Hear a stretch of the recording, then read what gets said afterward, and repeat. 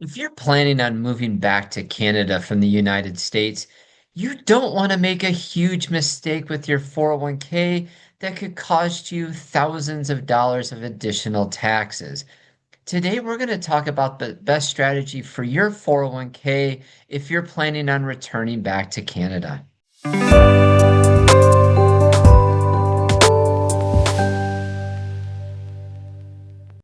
Hello, my name is Brian Haggard. I'm a certified financial planner, chartered financial analyst, and I'm the founder of RetireMitten Financial. We help simplify your cross-border retirement plan. And one of the big things that we help our clients out with, those that need it, is planning on returning back to Canada. There's a lot of things that go into a return back to Canada. There's tax planning. There's how do I move my accounts up to Canada if necessary. But one of the biggest things that we help our clients with is, if they have a 401k, what's the best way for them to get that money up to Canada so that they can actually use that in retirement up in Canada? And today we're going to talk about all of the options and which one might be best for you in regards to your 401k when you're preparing to move back to Canada. First and foremost, I just want to talk about some basics of having a US 401k if you do return up to Canada or if you do move up to Canada. One of the big misconceptions that people come to us with is, hey, Brian, I have this 401k. I need to cash it out, or I can't bring it up to Canada. I can't have a 401k as a Canadian resident. And that's not necessarily the case. It really isn't the case. We have plenty of clients that have moved up to Canada and kept their 401k. Typically, what happens if you have a 401k or an IRA and you move back to Canada, the US is going to withhold a certain percentage. Typically, it's 15%, it can be 30%. We'll talk about why that may be on any distributions that you take. And then that money will have to be counted on your Canadian tax return. But that money that was withheld, that 15 or 30%, would be counted as a foreign tax credit so that you aren't being double taxed. Now, of course, if you're a US citizen, you'll also have to continue to file US taxes as well. And that income, that those withdrawals will also count as your on your US tax return too. Now, again, like I mentioned to you, you are able to have a 401k or as an IRA up in Canada. You may talk to Canadian advisors who may say, well, why don't you just cash out your 401k and bring it up here? We can get some or all of it deposited into an RRSP for you. And that is typically not advised. That will usually result in a lot of additional taxes to you, either both on the US or Canadian side. If nothing else, that 15 or 30% that the US withholds would be completely uh, gone if you ended up using that strategy. So for most of our clients, they will maintain a 401k or an IRA in retirement. Even when they move up to Canada, the big question that we have to talk about is what's the best strategy for you? Should you keep it in your 401k? Should you move it into an IRA? Should you withdraw it all before going up to Canada? And we're going to talk about that in this video. Before we kind of get into this big decision that you have with your 401k or your IRA, we have to talk about something else, and that is the US exit tax. If you are a green card holder and you've been a green card holder for 8 or more years, and you have worldwide net worth of $2 million or more, there's a good chance that you are going to be subject to the exit tax when you give up your green card and move back to Canada. And if that is the case, there's a couple repercussions of having or being subject to the exit tax. The first repercussion is if you have an IRA account, that IRA account is deemed to be distributed in the year in which you leave the United States. And so if you had $1 million IRA account, that $1 million would all be withdrawn in the year in which you left, that you were subject to that exit tax. And as you can imagine, that could be subject to some pretty significant taxes. Now, if you have a 401k and you are subject to the exit tax, it's still punitive, but it's not as bad. The issue with a 401k, if you are subject to the exit tax and move back to Canada, is that traditionally or typically, as a Canadian resident, the US will withhold 15% from any IRA or 401k withdrawals as a Canadian resident.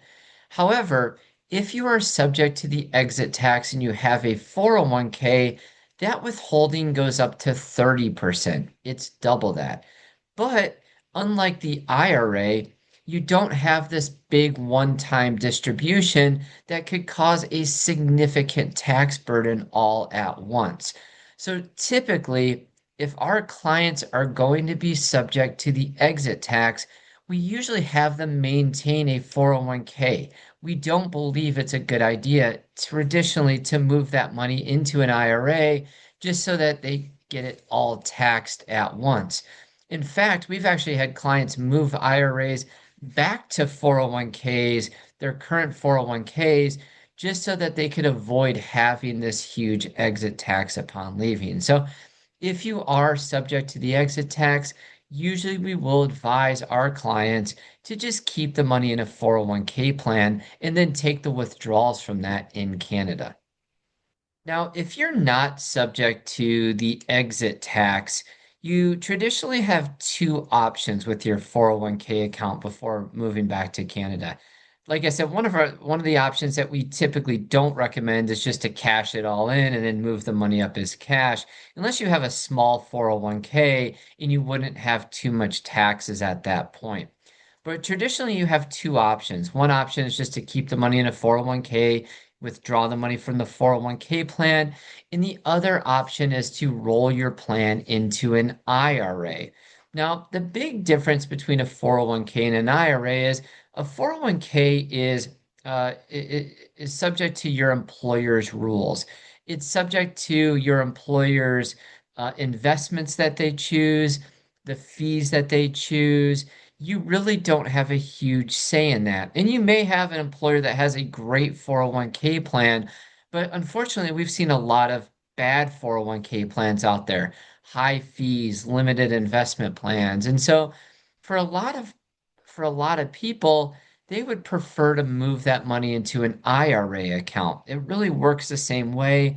Moving the money from a 401k to an IRA should be completely tax free for you and deferred until you take those withdrawals. But the benefits of an IRA account over a 401k is that you have much more investment options with an IRA. You can invest in individual stocks, ETF, mutual funds. You aren't subject to your employer's distribution rules. Some employers, unfortunately, have their 401k set up where you can only take the money out once or even up to four times a year. Where an IRA account, a lot of times our clients take the money out monthly, some even twice a month on an automatic basis. So for a lot of people, they prefer to move their money from a 401k to an IRA.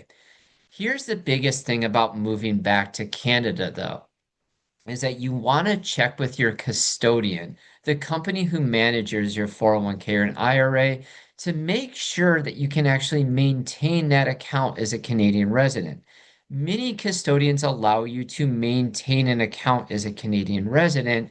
However, they won't allow you to place trades in those accounts. They basically, as a Canadian resident, you are free to keep the account, but you're not free to really do anything in the account.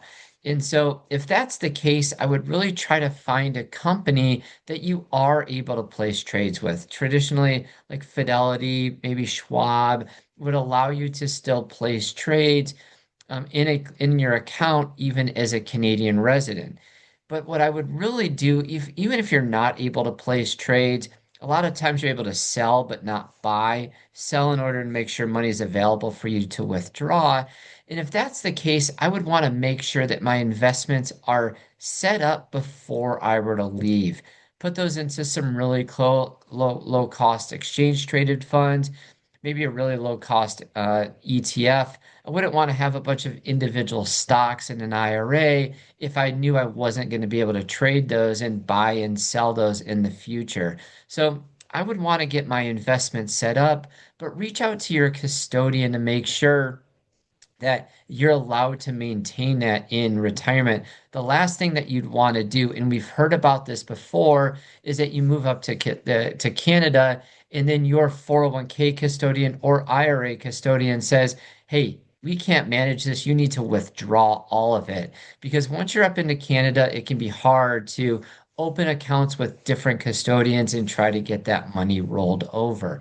Now, one thing is that we are able to here at Retirement Financial manage our client accounts when they do move back to Canada. So if you are looking for active management and financial planning, we are able to do that for our clients that move from the US to Canada.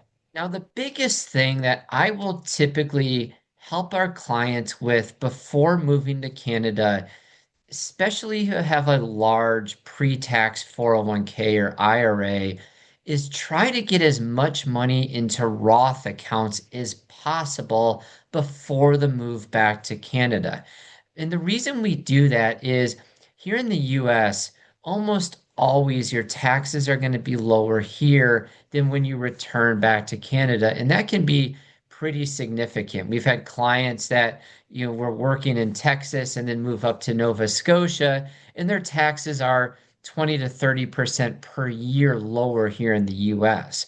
So, what we try to do to combat those higher taxes up in Canada is we try to get as much money into Roth accounts as possible before you leave. That allows you to pay taxes here in the United States. You can have a Roth account up in Canada, and you can withdraw that money up in Canada completely tax free. So it's a win win for you. You pay US taxes, but you get to return back to Canada and live the life that you want to.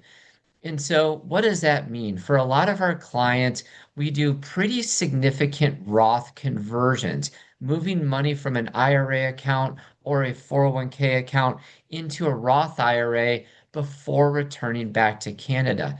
If you're working still, we may talk to you about trying to make Roth 401k contributions as opposed to pre-tax contributions. The goal is to try to get as much into Roth accounts as possible to try to make that tax burden in Canada as easy as possible. And the earlier you start this, the better. We have clients that call us a month before returning back to Canada. And if that's the case, we're still going to be able to help out as much as possible, but it might be hard to do all of the tax planning we want to do before you leave. And so we want to start as early as possible with our clients, getting more money moved over into those Roth accounts. So again, you don't have to deal with those high taxes up in Canada. So, in summary, what should you be doing with your 401k? As I mentioned earlier, if you are going to be subject to the exit tax, A, try to get as much money into Roth accounts as possible, but B, you probably want to keep the money in the 401k just so that you don't have that huge tax hit all at once. If you're not going to be subject to the exit tax, a lot of our clients will move their IRA to a custodian that allows them to keep the money there as well as place trades, even as a Canadian resident. There's not a ton of those companies out there, but there are companies out there.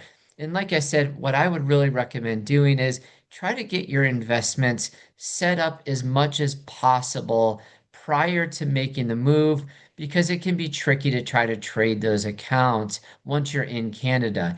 And last but not least, start getting as much money as you can into Roth accounts.